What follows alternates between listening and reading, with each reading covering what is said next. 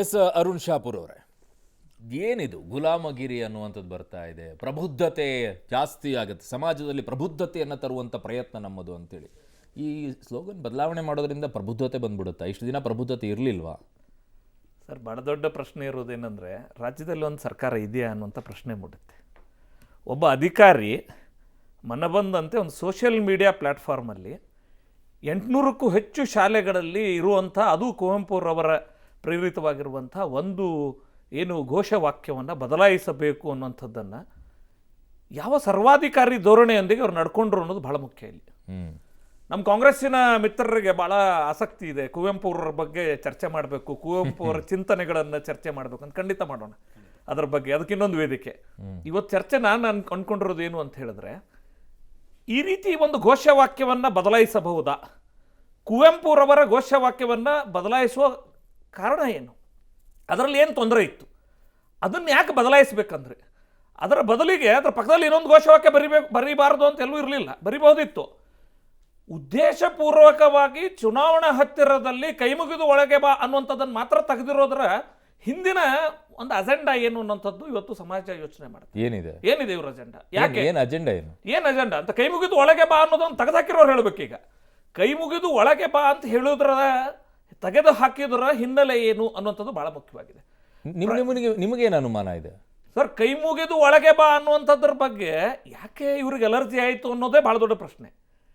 ಯಾರು ಈಗ 3ನೇ ಆದೇಶ ಇದು, ಈ ಒಂದು ಕ್ರೈಸ್ ಶಿಕ್ಷಣ ಸಂಸ್ಥೆ, ಅಲ್ಲೂ ಒಬ್ಬರು IAS ಅಧಿಕಾರಿ ಇದ್ದಾರೆ.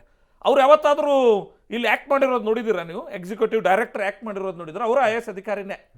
ಇಲ್ಲಿ ನೋಡಿ, ನೇರವಾಗಿ ಸರ್ಕಾರ ಅಂತಂದ್ರೆ ಯಾರು? ಮಂತ್ರಿ ಮತ್ತು ಪ್ರಧಾನ ಕಾರ್ಯದರ್ಶಿ.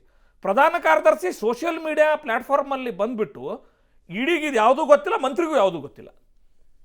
ಅಲ್ಲಿ ಅವರು ಚರ್ಚೆ ಮಾಡ್ತಾರೆ. ಶಾಲೆಯ ಕೆಲವೊಂದು ಜನ ಜೊತೆ ಕೂತ್ಕೊಂಡು ನಾನು ಫೈನಲ್ ಮಾಡಿದ್ದೀನಿ. ನಿಮ್ಗೆ ಗೊತ್ತಿರಲಿ, ಈ ಚರ್ಚೆ ಸಂದರ್ಭದಲ್ಲಿ ನೀವು ಇಡೀ ಚರ್ಚೆಯನ್ನು ಗಮನಿಸಿದ್ರೆ ಗೊತ್ತಾಗುತ್ತೆ. ನೀವು ಕೈ ಮುಗಿದು ಒಳಗೆ ಬಾ ಅನ್ನುವಂಥದ್ದನ್ನು ಮಾತ್ರ ಡಿಲೀಟ್ ಮಾಡಬೇಕು.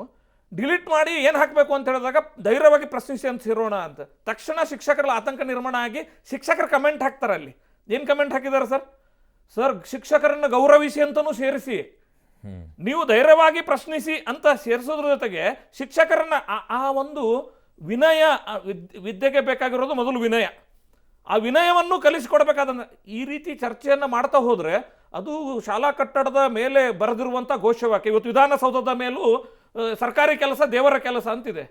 ನೀವು ಅದನ್ನು ಕೂಡ ಚೇಂಜ್ ಮಾಡಬೇಕು ಅನ್ನೋ ರೀತಿಯಲ್ಲಿ ಹೊರಟ್ರೆ ಆಗ ಕಾಲಕ್ಕೆ ಬೇಕಾದಂತೆ ತೆಗೆದು ಹಾಕ್ತೀನಿ ಅಂತೇಳಿ ಇವರು ಈ ತುಗ್ಲಕ್ ಆಡಳಿತ ಮಾಡಿದ್ರೆ ದೊಡ್ಡ ವಿಷಯ ಅಲ್ಲ, ಇವರು ಮಾಡಬಲ್ಲರೂ ಕೂಡ.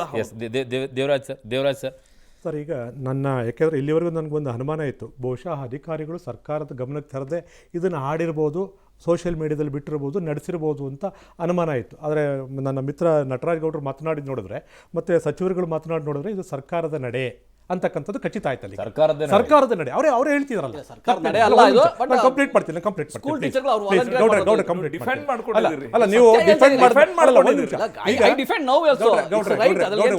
ಒಂದು ನಿಮಿಷ ಗೌಡ್ರೆ, ಮೊನ್ನೆ ಖರ್ಗೆ ಅವರು ಏನಂತ ಮಾತಾಡೋರು, ಪ್ರಿಯಾಂಕಾ ಖರ್ಗೆ ಅವರು ಡಿಫೆಂಡ್ ಮಾಡ್ಕೊಂಡ್ರು, ಮಹಾದೇವಪ್ಪನವರು ಡಿಫೆಂಡ್ ಮಾಡ್ಕೊಂಡ್ರು, ಸನ್ಮಾನ್ಯ DK ಶಿವಕುಮಾರ್ ಅವರು ಡಿಫೆಂಡ್ ಮಾಡ್ಕೊಂಡ್ರು. ಅಂದರೆ ಅದನ್ನು ಡಿಫೆಂಡ್ ಮಾಡ್ಕೋತಿದ್ದಾರೆ ಅಂತಂದರೆ ಸರ್ಕಾರದ ಇಂಗಿತದ ಮೇರೆಗೆ ಇದು ನಡೆದಿದೆ ಅಂತೇಳಿ ಈ ವಾಕ್ಯವನ್ನು ಹಾಕಿದ್ದು ಯಾರ ಕಾಲದಲ್ಲಿ? BJP ಕಾಲದಲ್ಲ, JDS ಕಾಲದಲ್ಲ, ಕಾಂಗ್ರೆಸ್ ಕಾಲದಲ್ಲಿ ಹಾಕಿರೋದು. ಅವತ್ತು ಇವರು ಪ್ರಬುದ್ಧರಾಗಿರ್ಲಿಲ್ವಾಗ? ಅಲ್ಲಿಗೆ ನಾಚಿಕೆ ಆಗಲ್ವ ಈ ಮಾತನ್ನು ಹೇಳಲಿಕ್ಕೆ? ಪ್ರಬುದ್ಧ ನಡೆಗೋಸ್ಕರ ಇದನ್ನು ಹಾಕಿದ್ದೀವಿ ಅಂತಂದರೆ ಇವ್ರಿಗೇನು ನಾಚಿಕೆ ಅಂತ ಅನಿಸಲ್ವಾ? ನಾನು ಪ್ರಬುದ್ಧ ಅಲ್ಲ ಅಂತ ಹೇಳ್ಕೊಂಡಂಗಾಗಲ್ವಾ ಮಾತು? ಇದು ಒಂದು ಅಸಹ್ಯದ ಒಂದು, ಅಂದರೆ ಇವರಿಗೆ ಇರತಕ್ಕಂಥ ಒಂದು ಏನು ಪ್ರಬುದ್ಧತೆ ಇದೆಯಲ್ಲ, ಅದನ್ನು ಹೈಟ್ ಆಫ್ ದಿ ಪ್ರಬುದ್ಧತೆ ಇದು. ಆ ಪ್ರಭುತ್ವ ಎಷ್ಟು ಎತ್ತರದಲ್ಲಿ ಈ ಮಂತ್ರಿ ಮಹೋದಯರು ಇಟ್ಕೊಂಡಿದ್ದಾರೆ ಅಂತಕ್ಕಂಥದ್ದು. ಇನ್ನೊಂದು ಮಾತನ್ನು ನಿಮಗೆ ಹೇಳ್ತೀನಿ ಸರ್, ಯಾವುದೇ ಒಬ್ಬ ಕವಿಗಳಾಗಿರಲಿ ಅಥವಾ ಒಂದು ಹಿರಿಯರಾಗಿರಲಿ ಅಥವಾ ಗಣ್ಯರಾಗಿರಲಿ ಸಂತರಾಗಿರಲಿ, ಅವ್ರ ಮಾತನ್ನು ಬಳಸೋಗಿದ್ರೆ ಪೂರ್ತಿ ಬಳಸಬೇಕು. ಇಲ್ಲ ಅಂದರೆ ಅರ್ಧ ತೊಗೊಂಡು ಇನ್ನು ಅರ್ಧ ಬಳಸಿದ್ರೆ ಅದು ಚೌರ್ಯದ ನಡೆ. ಈ ಚೌರ್ಯದ ನಡೆಯನ್ನು ಸರ್ಕಾರ ಅನುಸರಿಸಲಿಕ್ಕೆ ಯಾರು ಅಧಿಕಾರ ಕೊಟ್ಟರು ಇವರಿಗೆ?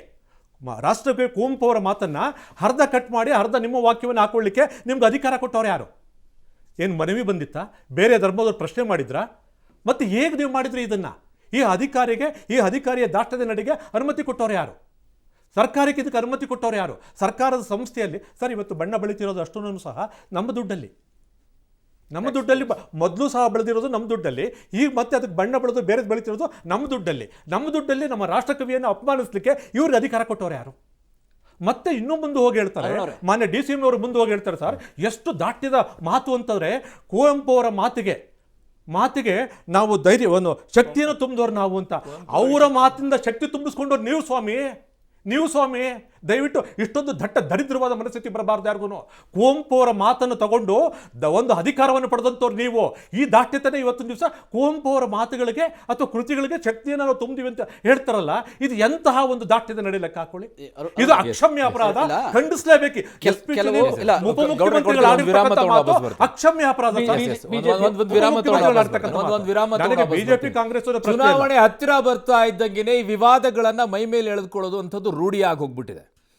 ಒಂದು ಕಡೆಗೆ ವಸತಿ ಶಾಲೆಗಳಲ್ಲಿ ಹಬ್ಬಗಳನ್ನು ಆಚರಿಸಬಾರ್ದು ಅಂತ ಹೇಳಿದನ್ನು ವಾಪಸ್ ತಗೊಂಡಿರೋದು, ರೈತರು ಪರಿಹಾರಕ್ಕೋಸ್ಕರ ಆತ್ಮಹತ್ಯೆಯನ್ನು ಮಾಡ್ಕೊಳ್ತಾರೆ, ಬರ ಬರಲಿ ಅಂತ ರೈತರು ಕಾಯ್ಕೊಳ್ತಾರೆ ಅಂತ ಒಬ್ಬ ಸಚಿವರು ಹೇಳ್ತಾರೆ. ಅಯೋಧ್ಯೆ ರಾಮ ಮಂದಿರ ಆದರೆ ಮತ್ತೊಂದು ಗೋಧ್ರಾ ಹತ್ಯಾಕಾಂಡ ಆಗುತ್ತೆ ಅನ್ನುವಂಥದ್ದನ್ನು ಇನ್ನೊಬ್ಬರು ಹೇಳ್ತಾರೆ ನಾಯಕರು.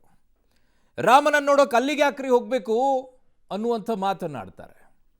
ಮಂದಿರ ಯಾಕೆ ಕಟ್ಟಬೇಕಾಗಿತ್ತು, ಅದರಲ್ಲಿ ಬೇರೆ ಏನಾದರೂ ಮಾಡ್ಬೋದಾಗಿತ್ತಲ್ಲ ಅಂತ ಇನ್ನೊಬ್ಬರು ಹೇಳ್ತಾರೆ. ದಕ್ಷಿಣ ಭಾರತ ಇನ್ನೊಂದು ಆಗಬೇಕು ಅನ್ನುವಂಥದ್ದು ಇನ್ನೊಬ್ಬರು ಹೇಳ್ತಾರೆ. ಮಂದಿರಕ್ಕೆ ಹೋದರೆ ಬಡವರು ಉದ್ಧಾರ ಆಗ್ತಾರೇನ್ರಿ ಅಂತ ಇನ್ನೊಬ್ಬರು ಹೇಳ್ತಾರೆ. ಇವತ್ತು ನೋಡಿದ್ರೆ ಈ ಮಂದಿರದ ವಿಚಾರದಲ್ಲಿ ಜ್ಞಾನ ದೇಗುಲಕ್ಕೂ ಬಂದುಬಿಟ್ರು.